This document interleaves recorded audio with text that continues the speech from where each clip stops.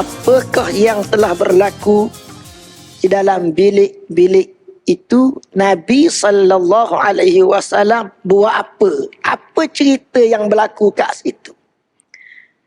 Perkara ini tidak ramai, tidak diketahui oleh orang ramai.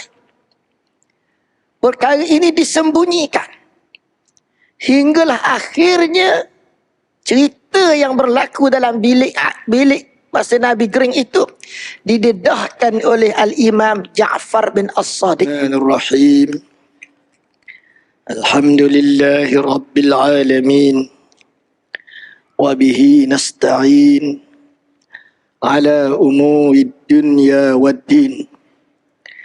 Wassalatu wassalamu ala ashrafil anbiya'i wal mursalin. Sayyidina Muhammadin sallallahu alaihi wasallam wa ala alihi wa sahbihi wa tabi'ina wa tabi'it tabi'ina lahum bi ihsanin ila yaumiddin. Allahumma nawwir qulubana bi anwaril Qur'an. Ya Allah, terangilah hati-hati kami dengan cahaya Al-Quran. Allahumma adkhilna al-jannata bi syafa'atil Quran. Ya Allah, masukilah kami ke dalam syurga-Mu melalui syafaat Al-Quran. Allahumma najjina minan nar bi hurmatil Quran.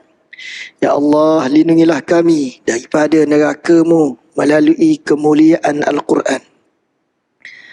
ربنا أفرغ علينا صبرا وثبت أقدامنا وانصرنا على القوم الكافرين ربنا آتنا من لدنك رحمة وهيئ لنا من أمرنا رشدا أما بعد قال رسول الله صلى الله عليه وسلم من كان آخر كلامه لا إله إلا الله دخل الجنة. فقال رسول الله صلى الله عليه وسلم يا علي غمض عينيك قل لا إله إلا الله. Nabi sallallahu alaihi wasallam bersabda, sesiapa yang akhir kalamnya adalah la ilaha illallah, nescaya ia masuk syurga. Soalannya ialah, bila kita nak mati, yang bercakap, diri kita yang bercakap itu bukannya dengan fikiran lagi. Dengan apa? Ini satu persoalan.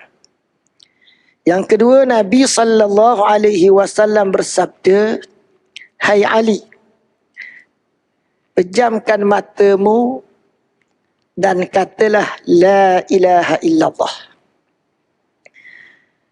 Dalam perjalanan sirah Nabi sallallahu alaihi wasallam yang penuh dengan pengajaran, di peringkat awal selepas kewafatan Nabi sallallahu alaihi wasallam, ada satu rahsia yang tidak ramai diketahui, satu rahsia yang tidak diketahui oleh ramai orang.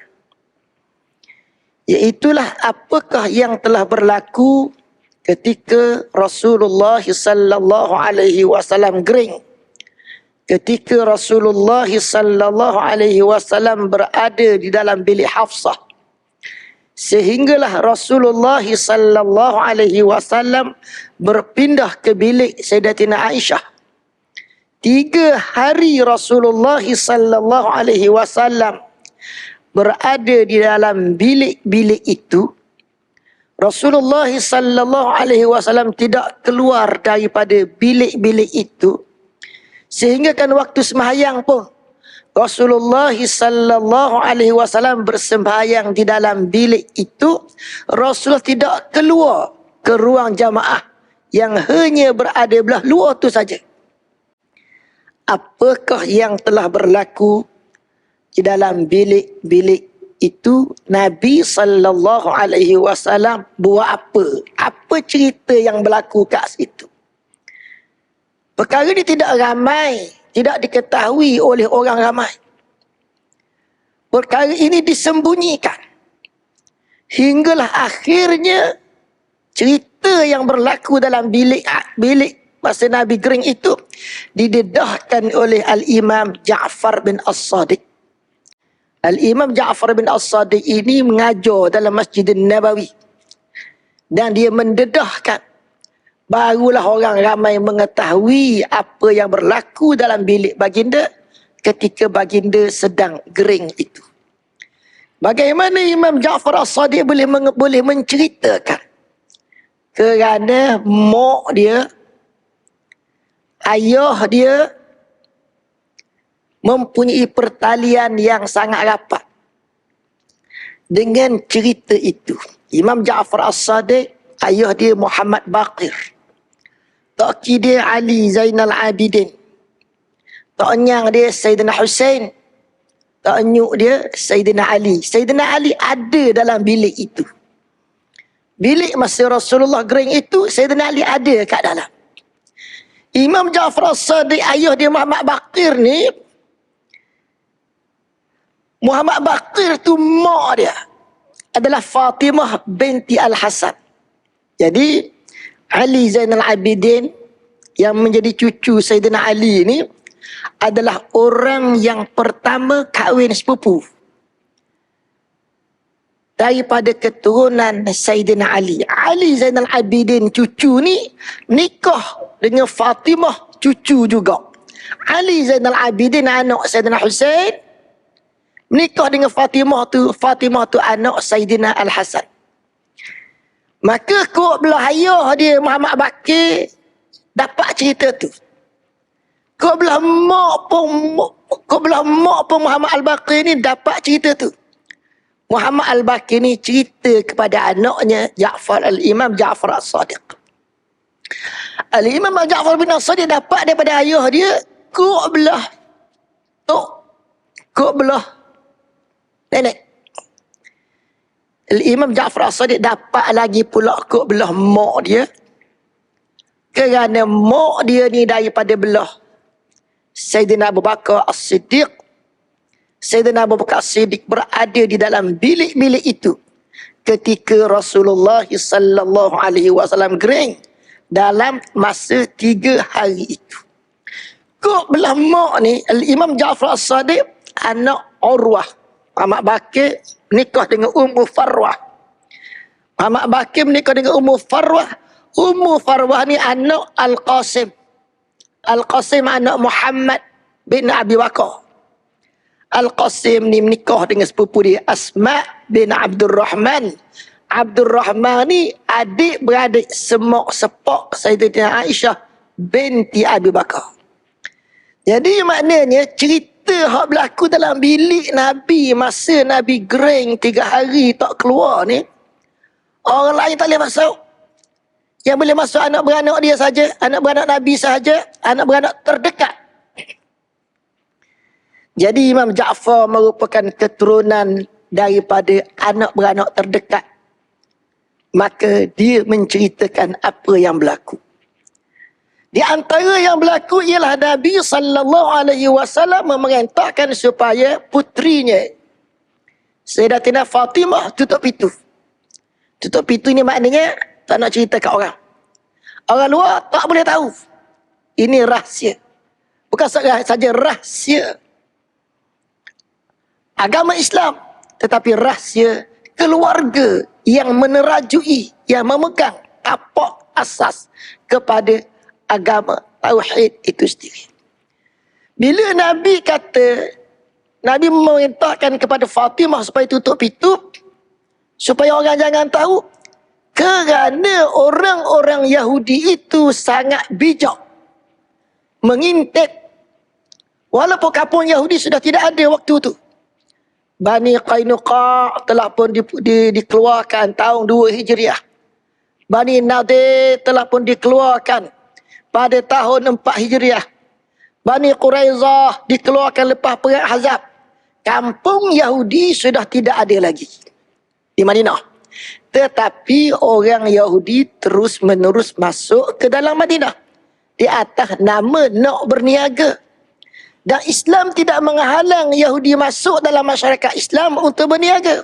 Orang kafir boleh berniaga dalam masyarakat Islam.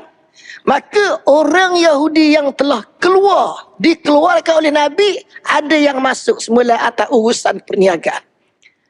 Nabi SAW mengambil langkah yang sangat teliti, tutup pintu kerana Yahudi yang mari menega, yang mari menega itu kadang-kadang boleh jadi pengintip. Kita tak nak mereka mengetahui rahsia ini. Rahsia apa? Nabi panggil Sayyidina Ali, Nabi kata, "Ya Ali, ghammit ainaika." Hei Ali, pejang kedua matamu. Sayyidina Ali pun pejang mata. Dan ulama menyebut dalam riwayat yang lain, Sayyidina Abu Bakar pejang mata. Qul la ilaha illallah. Katakanlah ya Ali, la ilaha illallah. Maka Sayyidina Ali pun kata, la ilaha illallah. Mata pejam ni. La ilaha illallah.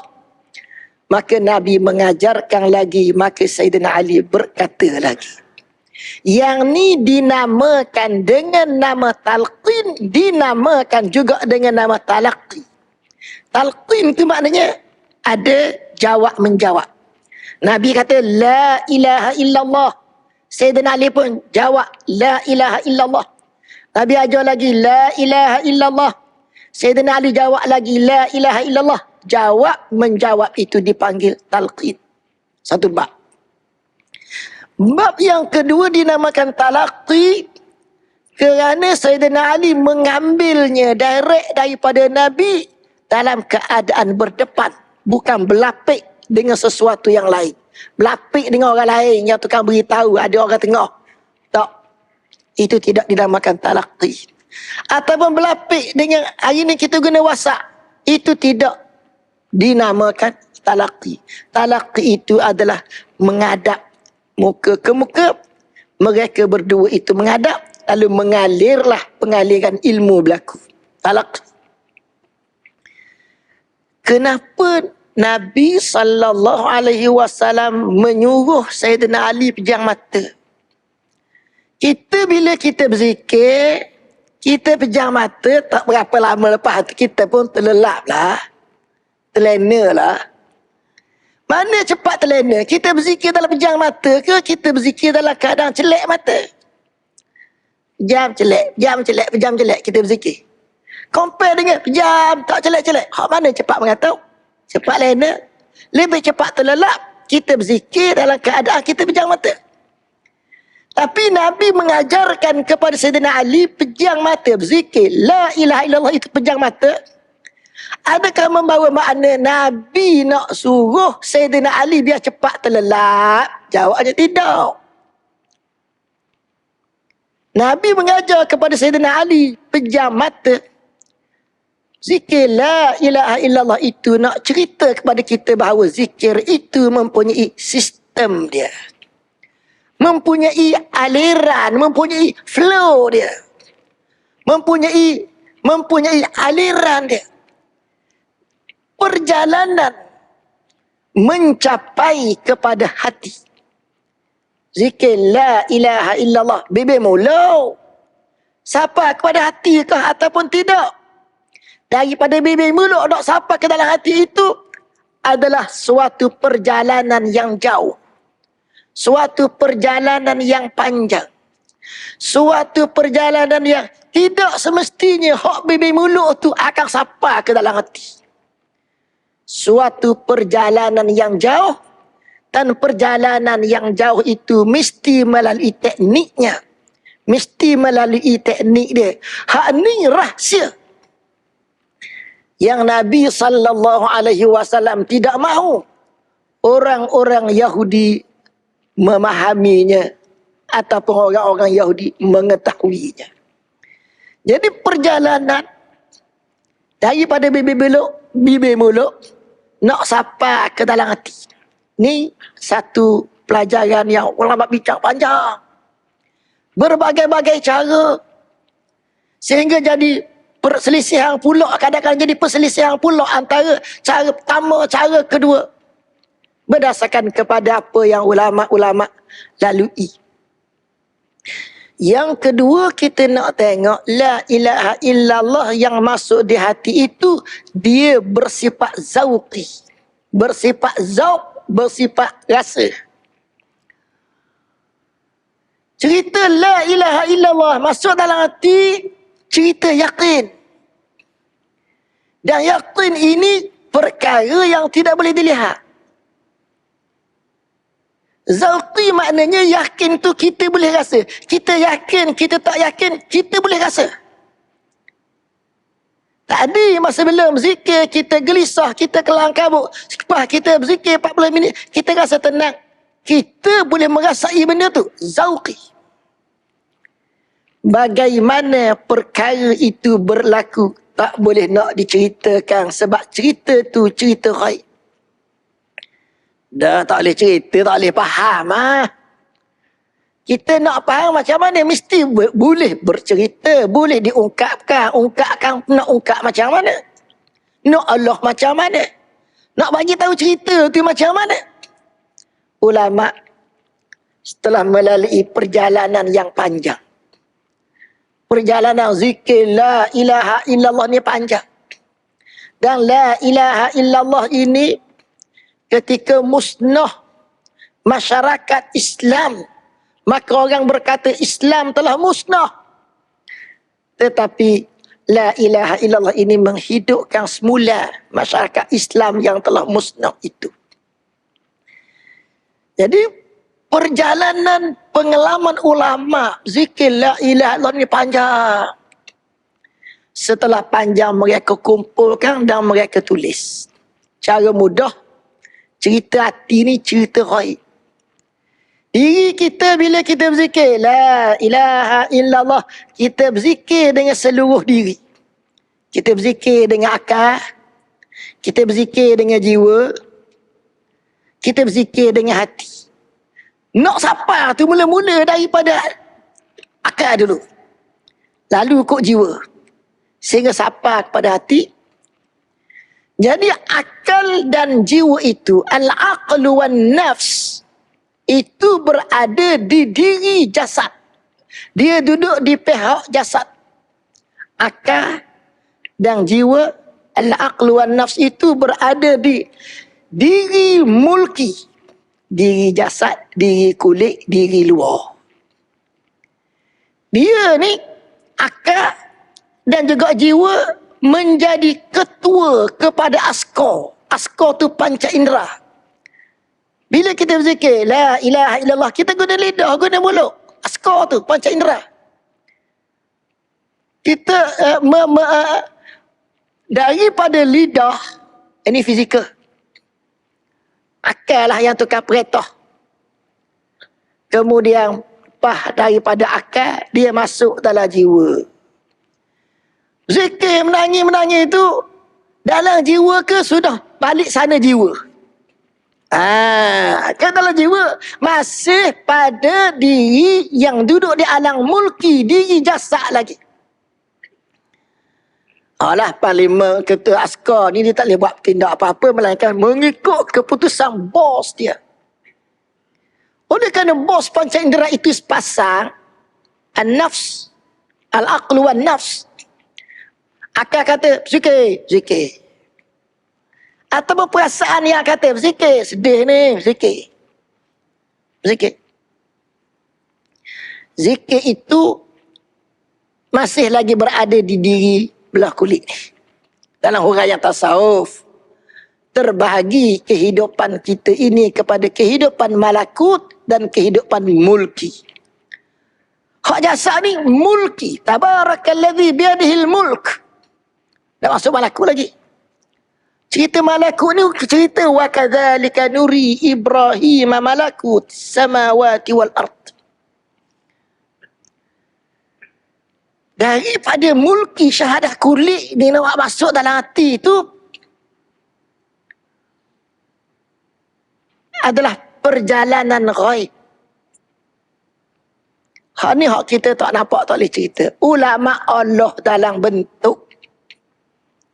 Kita berzikir itu, kita menarik hati kita ni masuk ke sekolah. Sekolah dia. Supaya dia mempelajari satu bab. Bab yang hati itu belajar di sekolah itu adalah keyakinan. Siapa yang belajar? Rohani itu benda gaib, kita tak nampak.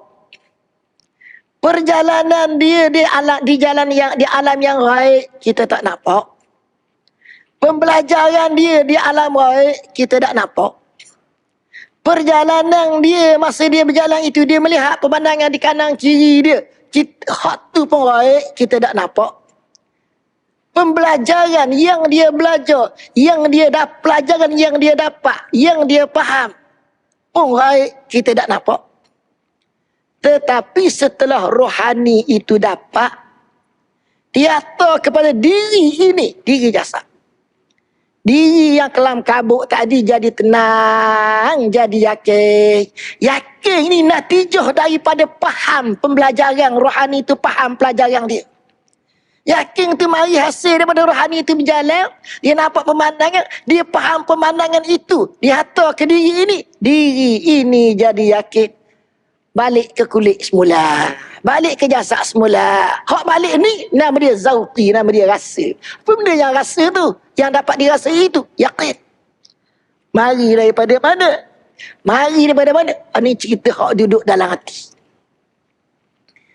Jadi diri manusia itu bila berzikir la ilaha illallah, ada yang berzikir duduk berlega-lega di dalam fikiran saja.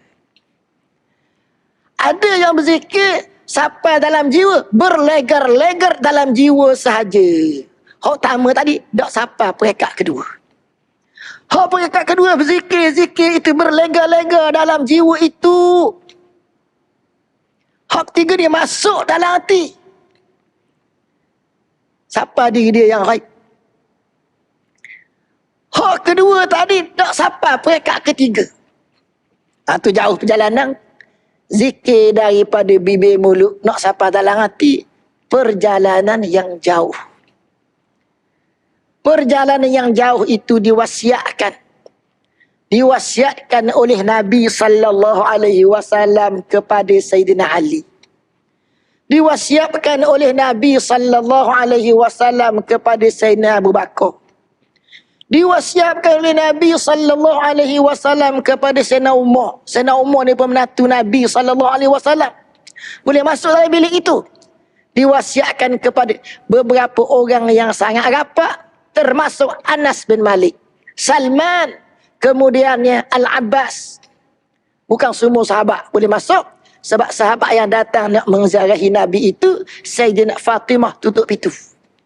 Fatimah kata Nabi sallallahu alaihi wasallam berada dalam kepenatan, baginda ayahanda ni nak berehat, tutup pintu, balik masuk. Jadi orang tak tahu cerita ni. Al-Imam Ja'far As-Sadiq mendedahkan cerita ini kerana dia telah melalui suatu perjuangan yang panjang. Lepas Nabi wafat, Sayyidina Ali mati kena bunuh. Lepas itu anak dia, Sayyidina Husain, mati kena bunuh. Lepas pada itu, abang dia, Sayyidina Al-Hasan, mati kena bunuh.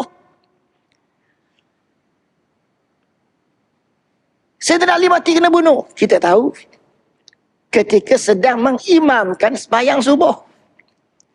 Yang tukang tikam dia, yang tukang bunuh dia, duduk di belakang dia sewaktu takbiratul ihram sembahyang subuh. Mana orang Islam lah. Hak bunuh dia ni. Yang bunuh Sayyidina Al-Husain, orang Islam juga. Sayyidina Al-Hasan, yang tak pandai nak berlawang dengan orang. Sehinggalah amanah khilafah yang orang beri daripada ayah dia kepada dia, dia serah pada orang, tak pandai nak balas. Pun mati dibunuh juga. Dan kematian dia dalam keadaan yang paling tidak disangka-sangka. Kerana Sayyidina Al-Hasan itu mati dibunuh oleh isteri dia. Isteri dia bunuh dia, tak sangka sikit. Isteri dia tu pula bukan orang lain, anak saudara Sayyidina Abu Bakar. Allah, anak saudara Sayyidina Abu Bakar ni bunuh suami dia. Suami dia tu Sayyidina Al-Hasan. Apa cerita orang tukar bunuh ni? Ini perjalanan yang dahsyat, yang perih, sehingga sebut keluarga Sayyidina Ali masa tu orang jadi takut, tak nak. Maka pada masa itu Al-Hasan Al-Basri, anak murid Sayyidina Ali, bila cerita riwayat dia sebut Al-Hasan, tak sebut nama, takut orang kenal dia bahawa ini hadis diriwayatkan oleh anak murid Sayyidina Ali. Hak ni anak murid Sayyidina Ali, wanted sekali kena juga. Maka disembunyikan. Satu. Yang kedua, ada seorang lagi nama Muhammad bin Al-Hanafiyah. Dia disembunyikan nama sebenar dia. Muhammad bin Al-Hanafiyah ni siapa dia? Di zaman tabi'in,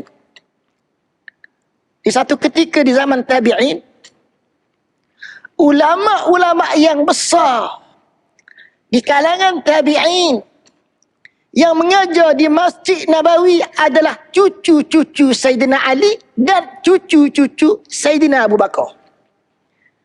Salah seorang daripadanya Muhammad bin Al-Hanafiyah. Siapa dia Muhammad bin Al-Hanafiyah ni? Ulama besar, ulama besar. Siapa dia tu? Anak Sayyidina Ali. Dah kenapa nama Muhammad bin Al-Hanafiyah tak bubuh nama Sayyidina Ali? Kerana nak jaga benda tak adilah.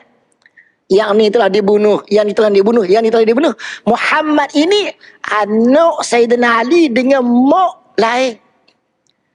Masa zaman Sayyidina Abu Bakar, Sayyidina Ali perang, memerangi orang-orang yang murtad. Dan orang yang mengaku jadi Nabi ni Bani Hanifah. Bani Hanifah ni ramai yang jadi murtad. Kabilah yang besar, dah kabilah tu jadi murtad. Sayyidina Abu Bakar atau tentera tak cukup. Tentera yang dihati dibelasah oleh kabilah yang besar ini. Lepas tu tentera Sayyidina Abu Bakar atau tentera tambahan. Barulah tewas Bani Hanifah ini. Sayyidina Ali ambil seorang perempuan buat isteri dia. Daripada isteri Bani Hanifah ni, mak daripada Bani Hanifah ini, lahir seorang anak nama Muhammad bin Al-Hanafiyah. Maknanya Muhammad dibinkan kepada mak. Mak dia orang kampung Bani Hanifah. Mak dia mari daripada kampung yang dulu tu, di kampung tu lah lahir Nabi palsu.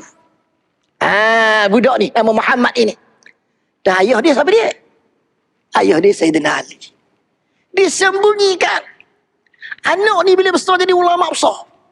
Ulama besar di Madinah waktu itu Muhammad Al-Baqir, ayah Imam Ja'far. Imam Ja'far sendiri Muhammad bin Al-Hanafiyah. Tiga orang ni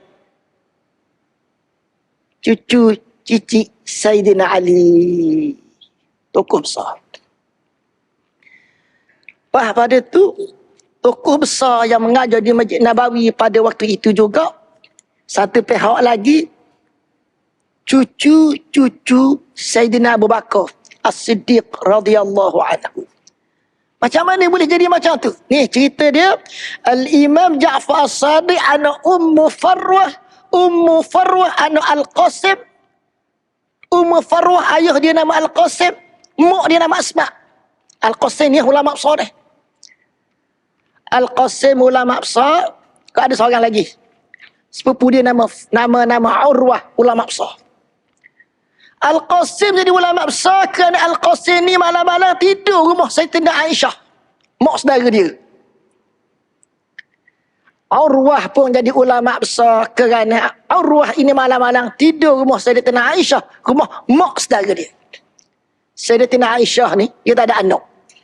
Lepas Nabi sallallahu alaihi wasallam wafat, dia hidup menjanda. Hidup 40 tahun lebih lagi lepas Nabi wafat. Anak tidak ada, maka dia ambil anak saudara dia jadi anak akak. Anak saudara dia malam-malam, dia antaranya mari tidur dengan dia. Mula-mula zaman-zaman muda ni, zaman-zaman maknanya zaman gagah lah. Mereka yang lebih awal, Urwah mari tidur rumah Asma malam-malam. Mari tidur rumah Sayyidatina Aisyah malam-malam.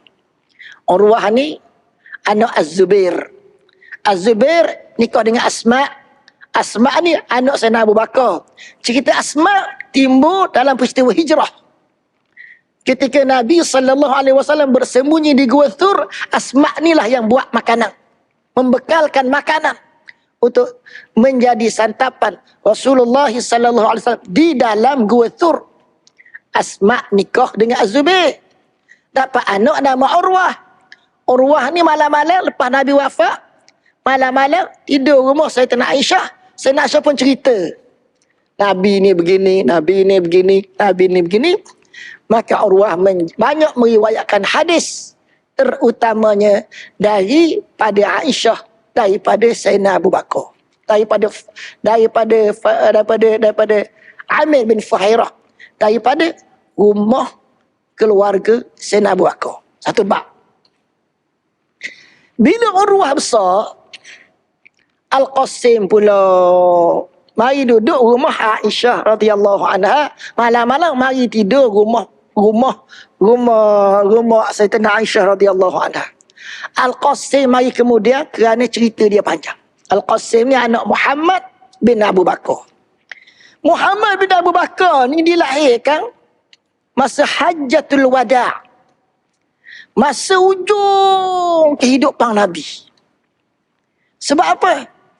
Kerana ayah dia, kerana Sayyidina Abu Bakar nikah dengan mak ni zaman ujung, zaman lewat. Asma ni sebenarnya mula-mula dia isteri kepada Ja'far abang Sayyidina Ali. Ja'far mati dalam perang Mu'tah. Sayyidina Abu Bakar pun kahwin dengan Asma. Ambil janda Ja'far jadikan isteri. Lewat dah tu. Jadi dalam keadaan ujung tu lah lahirnya Muhammad bin Abu Bakar masa hari Hajjatul Wada'. Lepas tu Nabi wafat. Lepas tu Sayyidina Abu Bakar naik jadi khalifah 2 tahun lebih. Sayyidina Abu Bakar pula mati. Jadi Muhammad bin Abu Bakar ni kehilangan ayah pada masa dia masih kecil. Sayyidina Abu Bakar mati, Muhammad ni masih kecil lagi. Bila Sayyidina Abu Bakar meninggal, Muhammad masih kecil, isteri dia Asma jadi janda sekali lagi. Sayyidina Ali kahwin pula dengan Asma ni. Jadi Muhammad bin Abu Bakar itu jadi anak angkat dan anak tiri Sayyidina Ali. Sebab itulah bila berlaku perang antara Sayyidina Ali dengan Sayyidina Aisyah, kerana ada kesilapan yang menunjukkan berjaya orang Yahudi buat propaganda. Orang Yahudi mari menega je, bukan ada kapung dalam Madinah. Buat propaganda, berjaya. Akhirnya berlaku perang. Dan perang itu dapat diperdamaikan. Cara dia ialah Sayyidina Ali suruh Muhammad bin Abu Bakar inilah yang pergi takak Sayyidina Aisyah. Siapa takak siapa? Adik takak kakak. Lalu adik membawa kakaknya balik ke Madinah. Lepas pada tu adik ni Muhammad bin Abu Bakar pergi ke Mesir dan dibunuh di Mesir. Ketika dia dibunuh, ia ada anak kecil nama Al-Qasim ni lah. Bila dia dibunuh, pengikut-pengikut Muhammad bin Abu Bakar yang setia dia ambil anak yang bernama Al-Qasim buat balik ke Madinah. Maknanya apa? Maknanya balik kepada tempat asal. Sayyidina Husain dibunuh di Karbala. Tapi Muhammad Al-Baqi balik ke Madinah semula. Muhammad bin Abu Bakar dibunuh di Mesir. Anak dia Al-Qasim balik ke Madinah semula. Dan Al-Qasim ini dipelihara oleh Sayyidatina Aisyah radhiyallahu anha. Malam-malam dia mari tidur rumah Sayyidatina Aisyah. Maka Sayyidina Aisyah pun ceritalah Nabi ni macam ni, macam ni, macam ni. Kemudian selepas daripada itu, Al-Qasim ini jadi orang dewasa.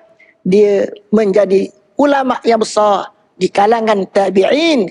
Dia mengajar di Al-Masjid Nabawi. Dia kahwin dengan Asma, anak Abdul Rahman ini adik-beradik semuk sepuk Sayyidatina Aisyah. Kahwin dengan sepupu. Hasil perkahwinan Al-Qasim dengan Asma' ni lahirlah Ummu Farwah.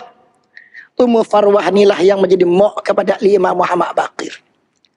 Jadi Muhammad Baqir ni cerita. Dan Muhammad Baqir ni mengambil jalan mengajar. Sebab tak nyang kena bunuh. Maka dia bimbang beberapa ilmu Islam. Akalnya dia ambil keputusan, dia menahan diri dia daripada terlibat dengan beberapa gerakan-gerakan. Banyak benda mungkar yang dia buat pada masa itu oleh berbagai-bagai golongan dalam masyarakat Islam sendiri. Dia mengambil keputusan untuk mengajar supaya ilmu Nabi SAW menjadi kekal, tidak hilang, tidak musnah. Maka dia cerita-cerita ini, bahawa yang berlaku dalam bilik Nabi ketika Nabi gering 3 hari itu ialah mengajarkan la ilaha illallah. Ini kunci besar ni. Kunci besar macam mana? Orang tak nak faham lagi masa tu.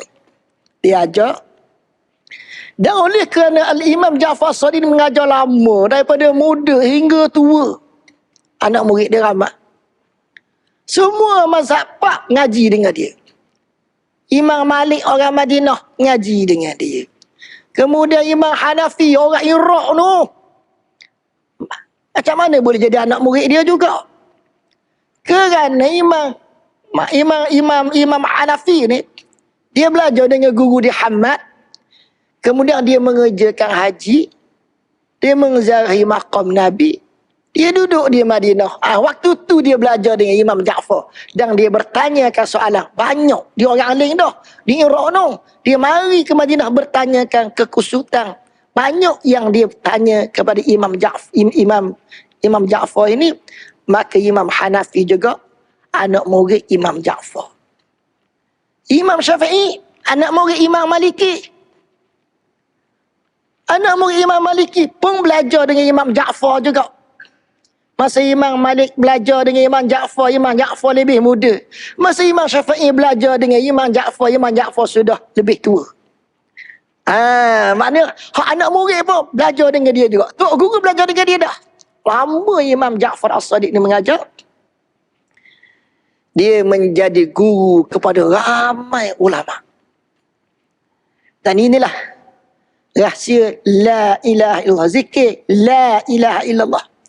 Di antara zikir yang besar diambil oleh ramai ulama. Ulama ambil daripada dia. Sapalah kepada, dan perkara ini dibawa, ilmu ni dibawa oleh ulama-ulama Islam selepas daripada itu dalam bentuk yang belum difolderkan lagi. Sehinggalah jatuhnya kerajaan Abbasiyah. Sebelum jatuh kerajaan Abbasiyah, ada satu orang nama dia Sadruddin Al-Qunawi. Dia mimpi di satu malam. Dia pergi berjalan di pasar.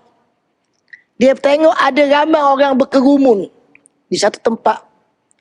Dia tengok ramai orang berkerumun, dia pun pergi berkerumun juga. Tiba-tiba dia dapati orang ramai ni berkerumun kerana ada seorang lelaki terlentang.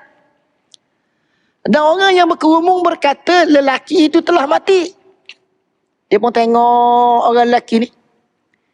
Dia tak bernafas. Nafas lagi ni. Dia pun tengok lagi, perhati dia renung. Maka dia berkata di dalam hati diri dia, dalam tidur, dalam mimpi dia tu, ini Rasulullah. Dan orang kata sudah mati itu, Rasulullah belum mati. Rasulullah masih lagi bernafas. Dia tengok. Maka dia kata, ya jamaah, hei orang ramai, ini Rasulullah. Rasulullah belum mati. Rasulullah bernafas lagi ni. Dia pun terjaga daripada tidur dia. Dia terjaga daripada tidur dia. Apa benda maknanya Islam itu dikatakan akan mati? Makna apa? Dalam bahasa mudah kita kata, makna apa mimpi dia tu? Apa maknanya dikatakan Islam itu akan mati? Tak berapa lama lepas tu, Mongol menyerang Baghdad. Mongol menyerang Baghdad dalam jumlah yang ramai, orang Islam dibunuh. Pada waktu itu orang berkata Islam mati dah. Sebab apa? Sebab kota Baghdad sudah hancur lebur belaka dah. Tapi lepas tu Islam muncul di Andalus. Muncul di Eropah. Jadi kalau kita tengok dalam perjalanan umur Syekh Abdul Qadir Al-Jilani daripada tahun 400 lebih hingga 600 lebih. Sidi Syekh Abdul Qadir Al-Jilani meninggal ketika umur dia 90 tahun. Dia lah. Lepas jatuh Abbasiyah mengumpulkan orang-orang Islam yang sempat, yang terselamat. Terselamat maknanya bila musuh lari, orang ni lari sembunyi. Bila habis dah musuh balik sana, dia pun keluar balik. Kumpul balik. Hak yang keluar daripada tempat persembunyian. Kumpul dan menghidupkan la ilaha illallah. Wa halaqah la ilaha illallah. Kemudian hak kupu dalam halaqah ini beranak, bercucu, bercicit, bercuit, menjadi generasi Islam balik, bawa la ilaha illallah. Bawa ke mana? Bawa ke dalam. Kekuatan ni mari ke dalam. Kekuatan ni mari ke mana? Kekuatan ni mari ke dalam hati. Daripada dalam hati inilah mereka mempunyai kekuatan untuk menentang musuh. Dan akhirnya musuh itu tewas. Dan Islam berkembang sehingga ke hari ini, sehingga ke bila-bila pun. Jadi rahsia yang ditunjukkan oleh Nabi SAW kepada Sayyidina Ali. Di dalam bilik baginda. Pada waktu baginda gering. Sebelum baginda meninggal. Sebelum baginda wafat. Menjadi rahsia yang sangat besar. Rahsia ini mesti bernyala di dalam hati. Nak sampai dalam hati itu Nabi ajar Sayyidina Ali pejang mata. Maknanya ada teknik dia. Teknik asasnya begitu. Lepas tu ulama tambah lagi dengan teknik yang lain lagi. Jadi nak menunjukkan bahawa sesungguhnya apa yang ulama bawa, la ilaha illallah, la ilaha illallah, la ilaha illallah, mempunyai latar belakang yang panjang, latar belakang yang kukuh. Latar belakang ini tidak boleh kita abaikan ataupun kita sia-siakan. Kita mesti hidupkan semula. Ini ada banyak ilmu Islam kita boleh dapat ikut segala sudut. Kau alat-alat elektronik, kau alat-alat online ni kita boleh dapat ilmu Islam. Tapi itu akan bersifat berada dalam fikiran. Adakah dia masuk dalam hati? Inilah yang perlu kita tanya. Dan jalan untuk masuk dalam hati ialah dengan la ilaha illallah yang mata. Ini satu cara yang tak boleh kita tinggalkan. Dan kita kena perhidupkan dalam keluarga kita. Ada majlis berkumpul, ada majlis-majlis sukaria, ada majlis-majlis apa. Kita ambil sedikit masa, kita kumpul mereka zikir la ilaha illallah 4 minit, 5 minit, 10 minit. Kita ambil jalan Syekh Abdul Qadir Al-Jilani menghidupkan ilmu yang dibuka oleh Al-Imam Ja'far As-Sadiq. Maka itulah asas yang sedikit sebanyaknya kita kena tahu bagaimana ia pada peringkat awalnya disembunyikan kerana dia berharga. Inilah yang melalui zaman-zaman para sahabat dibunuh. Para sahabat dibunuh, para tabi'in dibunuh. Melalui zaman itu dengan cara la ilaha illallah itu disembunyikan. Ilmu ni orang Nuh tak tahu. Orang sana tak tahu. Nabi telah simpan dalam satu simpanan yang sangat baik. Sehingga dia melepasi zaman yang dahsyat itu hari ini berkembang dan kita mengetahuinya. Marilah kita menghargai benda itu. Mudah-mudahan Allah Ta'ala masukkan kita di kalangan hamba-hambanya yang dirahmati dan diampuninya. Allahumma alif baina qulubina wa wahhid sufufana wajma' kalimatana.